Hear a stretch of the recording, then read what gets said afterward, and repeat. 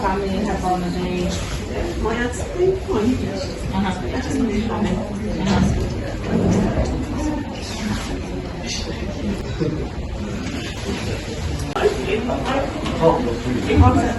The West Bank, but Hebron's the only place where they live, and they're built on occupied Palestinian land, and when there's not going to be hassle and harassment.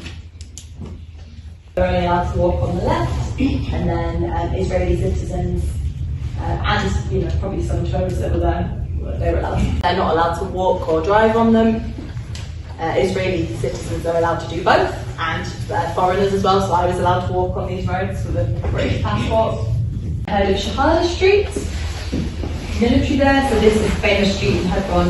It used to be a very bustling Palestinian community, lots of shops.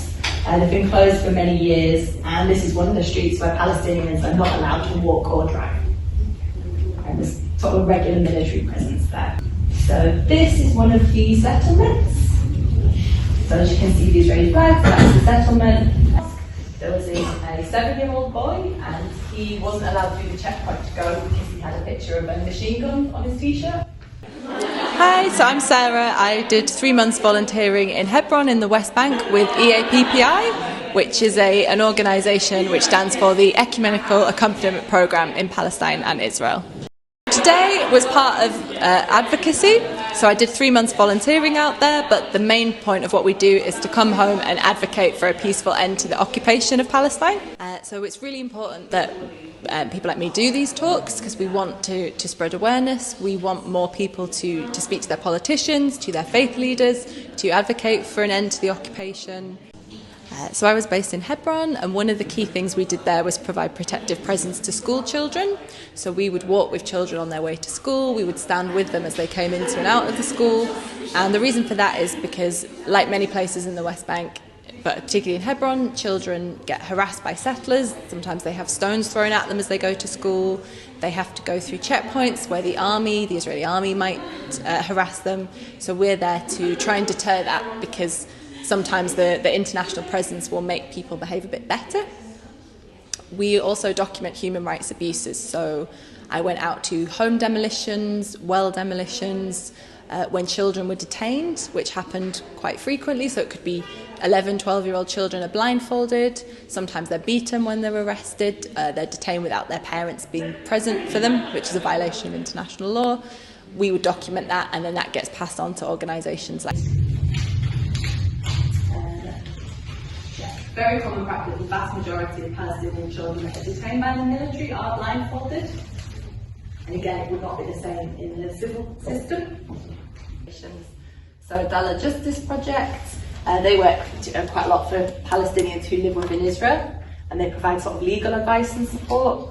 And Defence for Children, they will, particularly around children that are detained, they will get them lawyers, they will support families. Living needs, what the community needs. So the day that we visited, they'd all decided to make some improvements to the local school.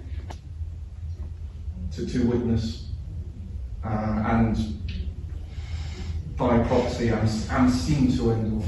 On a slightly different note, and a more positive one, I trust, aside from B'Tselem, did you witness I spent a lot of time in Israel and Palestine working on Palestinian human rights, and that was about 10 years ago.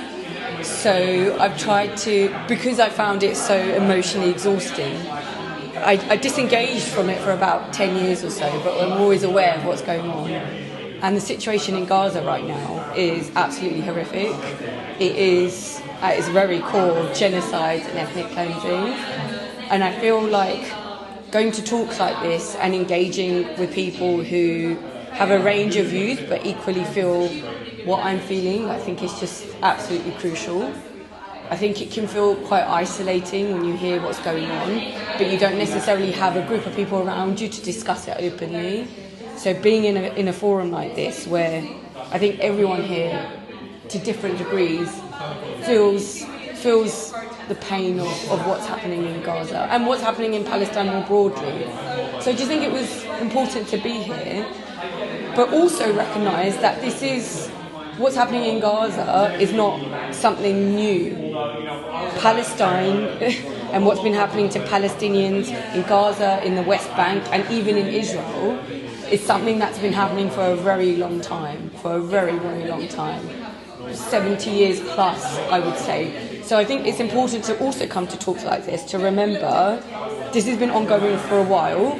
Right now it's in the media's attention, but it will stop at some point. But let's not forget the people that are living there and dealing with this day in, day out. I've seen it firsthand, and I've seen how horrific it is firsthand. I was lucky enough to come back to the UK because I'm British, but none of these people can leave. So yeah, it was just about immersing myself in that environment again.